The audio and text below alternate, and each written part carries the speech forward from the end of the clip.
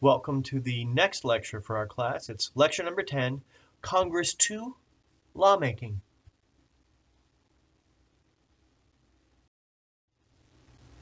Today's lecture is pretty straightforward. What you want to be able to do by the end of the presentation today is to be able to explain how a bill becomes a law. You want to be able to identify and explain the 6 steps with lawmaking. So before we get started on some of those specific steps, I did want to start with 2 concepts. First of all, for a bill to become a law, a majority vote in support of a proposal is needed in both the House of Representatives and the Senate. Secondly, the House and Senate version of a bill has to be exactly the same. So if they support a tax increase, let's just say, the House and the Senate have to support it at the same level. All the I's have to be dotted the same. All the T's have to be crossed the same. Okay? So these are 2 key concepts. Well, let's start with step number 1. Essentially, the approach here is to kind of fill out a chart, and this one deals with the first step, the introduction of a bill, and what we're going to see is what happens in the House of Representatives, what happens in the Senate, and what, if any, role the President has in each of these steps. Often, you'll see that the House and the Senate have similar things going on, but sometimes there's a slight difference. Are any of you familiar with Schoolhouse Rock? Well, one of my favorites from that program from the 1970s was I'm Just a Bill, and it offers really the best 3-minute description of how a bill becomes a law that I've ever seen. If you like, you can click on one of the hyperlinks that are on the Canvas site, and you can see this. I think it can help to provide a little bit of a humorous approach to learning about how a bill becomes a law. Alright, so I'd like to go back to that chart now, and what we're going to see is what happens in the first step when it comes to lawmaking, and that's the introduction of a bill. First of all, in the House and the Senate, a bill is given a number when it's introduced.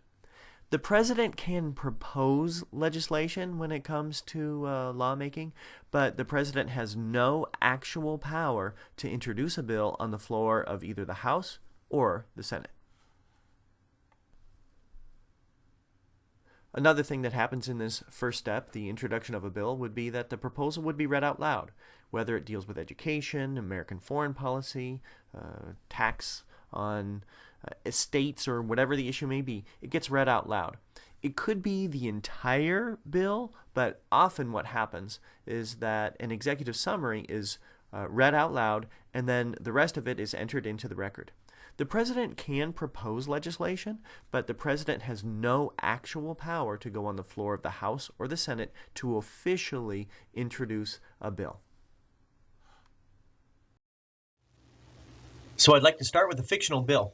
We'll give it a number. We'll call it House Resolution, or HR, number 755. And our proposal, well, we'll keep it simple. Let's raise the minimum wage to $20 an hour. Now, the goal of one legislator might be to increase the minimum wage, but there's one additional thing that needs to happen after a bill has been read out loud in this first step with lawmaking. The additional thing that needs to happen is that the proposal itself needs to be referred to a committee. There are numerous committees in both the House and the Senate. Much of the work in Congress takes place in these different committees. The images shown here identify some of the major committees in both the House of Representatives and the Senate. The House currently has 20 standing committees, and there are some others that are listed here that are additional committees, and a standing committee is one that's a permanent committee and an important one in the House as well as the Senate. The Senate has 16 standing committees. It's very difficult for all of the members of the Senate or all of the members of the House to look at the strengths and the weaknesses of a bill as it's being proposed. So much of the work of Congress takes place in these committees.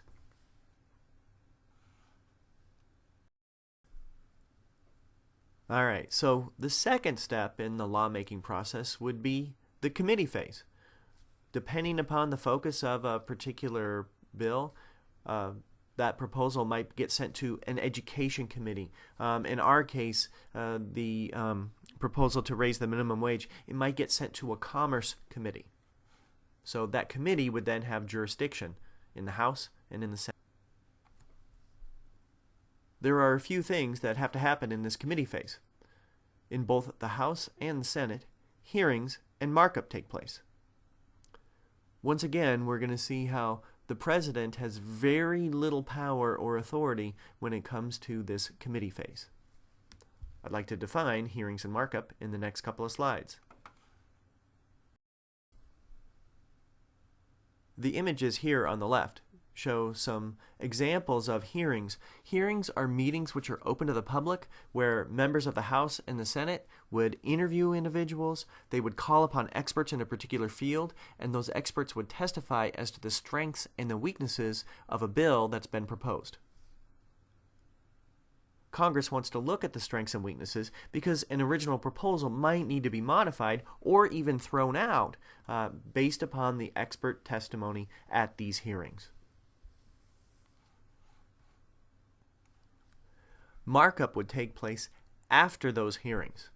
The image on the right here shows an original proposal that literally was marked up with some of the changes and modifications that probably were recommended at the hearings. So if you think of it this way, think of a sheet of paper with an original proposal on it, and those bills provisions are initially written in there. Well, they're often rewritten and modified based upon the expert testimony of people at those hearings. In fact, most of the bill's specific provisions are actually written in this committee phase during markup, as opposed to when the bill was originally introduced in the House or the Senate. So let's go back to that original bill to raise the minimum wage. Based upon the expert testimony of those hearings, our bill will probably get marked up. So maybe the $20 an hour was a little bit too high, so maybe the suggestion is to lower that to 15. And what about people who are working over 40 hours a week? Maybe a new provision would be added to the original proposal, offering $20 an hour for people working overtime. Hearings are held and markup takes place during this second step, or the committee phase. But there's something else that takes place as well. Another thing that happens in this committee phase is that the members of the committee make a recommendation and they vote. They might vote to approve or to kill a proposal. If they support it, then they'll vote to approve it. If they don't support it, they might kill it. Here is a statistic. About 95% of all bills that have been introduced, they've been read out loud, they've been referred to a committee, about 95% of those bills die in committee. Often what might happen is that you may have 3 or 4 or 5 different versions of a proposal, whether it's a tax cut, whether it's a new regulation when it comes to environmental laws, or whether it's a new proposal to help provide aid to business owners and things like that. But about 95% of all bills die in committee. If a proposal is approved by at least a majority of the members of a committee in the United States Senate, then we would move on to step number 3. However, there's one last thing that has to happen if you're in the House of Representatives. In the House, there's a Rules Committee, and so the Rules Committee would establish rules for debate. Generally speaking, what this House committee would do is they would establish a time limit on the amount of time that the bill can be debated and whether or not it can be changed or amended by other members of the House during when they take up a proposal. As long as a majority of the members of the committee in either the House or the Senate support a proposal, then we would move on to step number 3. This allows the full House, or all the members of the House and all the members of the Senate, to address a bill that's under consideration. So, what happens here? Well, in the House and the Senate, it would be debate. Once again, the President has no specific power or authority when it comes to this step number 3. Debate in the House of Representatives tends to be very strict and limited. However, something can happen in the United States Senate when it comes to debate, and I'd like to talk about that next. If a senator is strongly opposed to a proposal, a senator can stage a filibuster. This is when one senator or possibly a group of senators engage in continuous speech. It can bring all Senate activity to a complete halt. This can happen only if a senator keeps talking and they remain standing. In the past, they've read things like the United States Constitution. They've read the Bill of Rights. They've even read the Washington, D.C. phone book. However, today, they generally simply talk and talk and talk and talk about an issue in hopes that their obstructionist tactics could bring all discussion to an end because they're strongly opposed to a particular proposal. There is a way to end a filibuster, however. That's called a cloture vote. If 60 senators support an end to a filibuster, the individuals engaged in the filibuster can only continue their continuous speech for an additional 20 hours. Then they have to stop. And that's called, again, a cloture vote. Any piece of legislation has the potential to take away our rights, so that's why the filibuster is allowed under Senate rules. It's actually an extension of the First Amendment and our right to free speech. There have been some famous filibusters over the years. The first one I would like to begin with is shown here in the middle. It's actually a fictional one from a movie from 1939, Mr. Smith Goes to Washington. In the 1950s, Strom Thurmond set the record for the longest filibuster at 24 hours and 18 minutes. He was opposed to a Civil Rights Act that had been proposed, and he supported maintaining segregation. On the right, we see Cory Booker, who set another record that's in place right now of a filibuster of 25 hours and 5 minutes. This took place early in Donald Trump's second term. He argued the actions of the Trump administration were hurting the American people, and that this was not a Democratic or Republican moment. It was not a partisan moment, but a moral moment for all Americans to take action.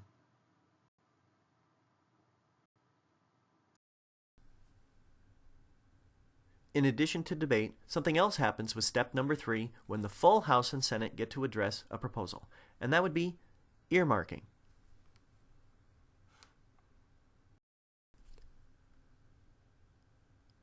Earmarking is when a member of the House or the Senate include a specific project in a bill that's under consideration.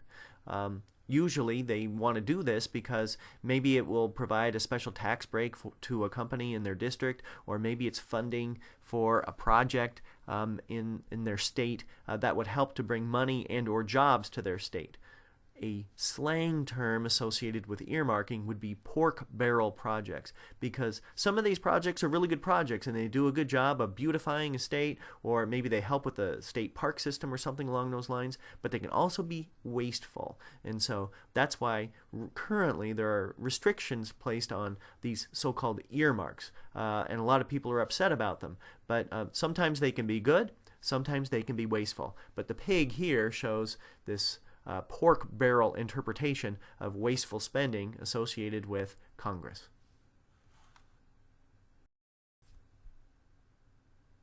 Not all of these earmarks are wasteful. I remember a few years ago there was a press conference at West Shore Community College because one of the specific earmarks included in a piece of legislation was a specific amount of $400,000 that West Shore Community College received in order to retrain displaced workers. There was a high unemployment rates, and Congressman Hoekstra, who was the congressman at the time, was able to get $400,000 earmarked for West Shore Community College. Other examples of earmarks would be Manastee's Hospital and Manastee's Blacker Airport, I know, have received earmarks in the past. Ludington's Harbor, Pentwater's Harbor, Manastee's Harbor, all the way up to Frankfurt, in the past, there have been specific earmarks in order to dredge those harbors because they fill up with silt, and it can be difficult for large barges to come in with their goods and to leave. And actually, this can be a barrier for local businesses. And so that's why those earmarks are included and have helped a lot of local businesses in the past. Okay, after all of the debating, after any new provisions may or may not have been added to a proposal, the last thing that happens with step number 3 would be a vote. A majority vote in support of that proposal would be needed to go to step number 4. That's required in both the House and the Senate. Well, our bill to raise the minimum wage has made it, but only through the House of Representatives. So once a bill passes one chamber, it has to be sent to the other chamber. So our bill is now passed the House. Next, it goes on to the Senate. Once the bill goes to the Senate, it goes through the process all over again. So it's given a number. We'll call it Senate Bill number 130. And they support raising the minimum wage, but they're not as generous as the House. Let's just pretend that their argument is to raise the minimum wage to $10 an hour.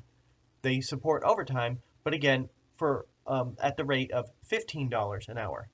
Something's passed the House, that's great, and it's passed the Senate, but they're not exactly the same. That will take us to the next step. That's step number 4. Step number 4 is called the conference phase. This would be necessary if similar bills pass in both the House and the Senate, but they're not exactly the same. What happens here is that a committee made up of a handful of the members of the House, maybe 3 or 4, and a handful of members of the Senate, again, maybe 3 or 4. What they do is they sit down and they try to work out a compromise on the different versions of the bills. Once again, the president can talk about the importance of a proposal. He could try to lobby members of Congress in support or opposition to something that's under discussion. But the president has no specific power or authority in step number 4. So in the conference phase, a handful of the members of the House and Senate agree to compromise. Let's just say that they support a minimum wage. This group gets together and they say, well, we'll support a $12.50 an hour minimum wage. And then again, they get together and they say, well, we'll support an increase in overtime pay to $17.50. That's great. They've worked out a compromise.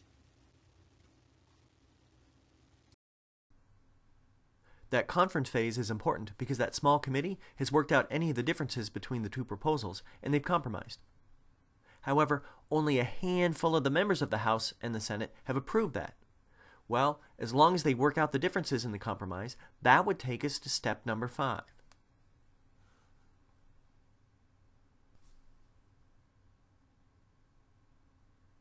Step number 5 allows all of the members of the House of Representatives and all of the members of the Senate the opportunity to vote in favor of or to reject the compromise version that had been developed by the conference committee.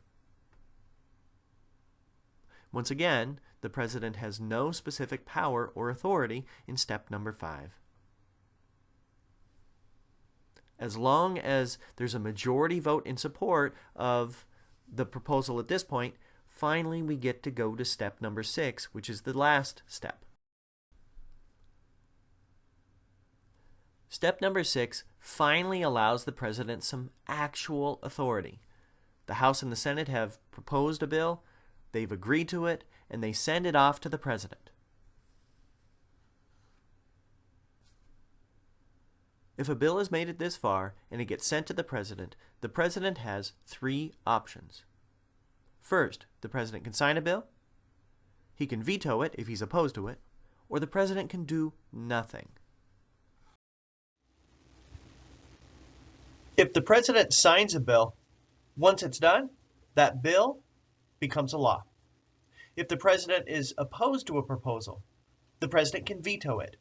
If the president vetoes a bill, it gets returned to Congress, and Congress has the option of voting on it again. Even if the president is opposed to a bill, Congress can still take up that proposal. They vote on it again. And if a 2/3 majority of the members of the House of Representatives support that proposal, and a 2/3 majority in the Senate also concur and support it, that presidential veto is overridden or overruled. There's one last action that the president can take. The president can do nothing. If the president does nothing, well, I'll tell you about that when I focus on the presidency. I'm going to make you wait. I'm sure you're excited to learn what happens if the president does nothing. But when I address the president and lawmaking, I will make sure to go into much more detail on this. So here we are back to that chart. If the president issues a veto override vote is taken in both the House and the Senate, and if they vote to override the presidential veto by that 2/3 majority, a bill can become a law even without the president's authority or approval.